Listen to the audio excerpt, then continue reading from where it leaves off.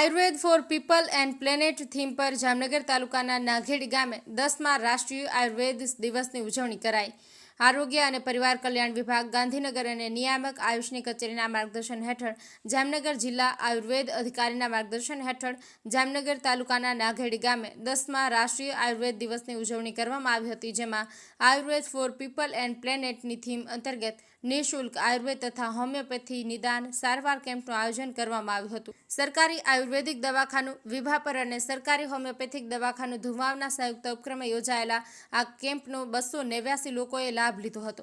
વિભાપરના medical officer doctor Ankita Solanki અને ધુમાવના medical officer doctor ધ્વનિ ગામિત દ્વારા દર્દીઓનું નિદાન કરીને વિનામૂલ્યે સારવાર આપવામાં આવી હતી। સાથે જ વિભાપરના ફાર્માસિસ્ટ શ્રેયા એસ જાની દ્વારા દર્દીઓને દવાઓનું વિતરણ કરી યોગ્ય માર્ગદર્શન પૂરું પાડવામાં આવ્યું હતું। આયુર્વેદના પ્રચાર પ્રસારના ભાગરૂપે આ કાર્યક્રમમાં ખાસ પ્રદર્શનનું આયોજન કરવામાં આવ્યું હતું, તેમજ લાભાર્થીઓને સ્વાસ્થ્યવર્ધક ઉકાળાનું વિતરણ પણ કરવામાં આવ્યું હતું।